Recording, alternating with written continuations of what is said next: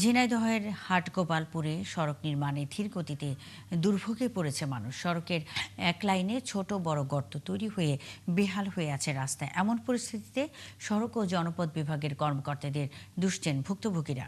রাজীব হাসানের তথ্য ও ছবিতে প্রতিবেদন। ঝিনাইদহ মাগুরা মহাসড়কের গুরুত্বপূর্ণ বাজার হাটগোপালপুর, যেখানে ধান ও চালের মিলগুলোতে ব্যবসায়ীদের প্রতিদিন যাতায়াত। এই বাজারের কাছে সড়কটি এখন বেহাল। দীর্ঘদিন সংস্কার না হওয়ায় রাস্তাটির বিভিন্ন অংশে পিচ উঠে বড় বড় গর্ত ও খানাখন্দের সৃষ্টি হয়েছে। এতে চরম দুর্ভোগে পড়েছেন যাত্রীরা।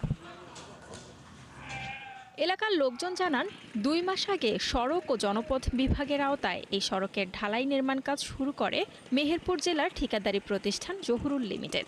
এই নির্মাণ কাজে সড়ক বিভাগ ও ঠিকাদারি প্রতিষ্ঠানের উদাসীনতা এবং ধীরগতির অভিযোগ করেছেন যাত্রীরা। এত পরিমাণ যানজট আর এত পরিমাণ কষ্ট, আমার মতো লোক ব্যবসায়ী আমি শেষ হয়ে গেছি, আমি কর্মচারী বেতনই দিতে পারতেছি না এই রাস্তার দুর্ভোগের জন্য। কিন্তু এই রাস্তা প্রায় ৩ মাস হতে চললো। ঠিকাদার এই নির্মাণ সংস্থা এত অবহেলার সাথে এই রাস্তাটা করতেছে, জনগণের ভোগান্তির শেষ নাই। এটা কাজটা আরো দ্রুত হলে আমরা খুশি, আমাদের ভালো লাগে। আমরা অনেক ভোগান্তি, আমাদের রাস্তাতে স্কুলে নিয়ে অনেক কষ্ট। চালকরা জানান, সড়কটির ত্রুটির কারণে যাত্রী নিয়ে যানবাহনগুলোকে ঘন্টার পর ঘন্টা অপেক্ষা করতে হচ্ছে। 1 ঘন্টা 2 ঘন্টা আধা ঘন্টা, যেমন যেদিন যেমন গাড়ি এখানে দাঁড়ায় রাখছে সেই দিন সময় লাগছে। যে পানিটা হচ্ছে, বৃষ্টিটা হচ্ছে, তার কিন্তু প্রত্যেকটা ফোঁটা মানে কোনো রকমের পানি বেরোনোর কোনো উপায় নাই এখানে।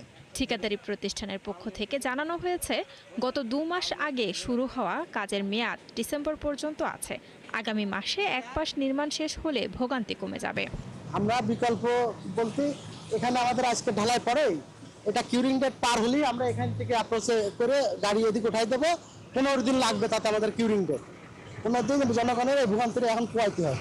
তবে সড়ক বিভাগ মানুষের চরম ভোগান্তির কথা স্বীকার করে জানান, খুব দ্রুত সময়ের মধ্যেই এক পাশের ঢালাই নির্মাণ কাজ শেষ হবে।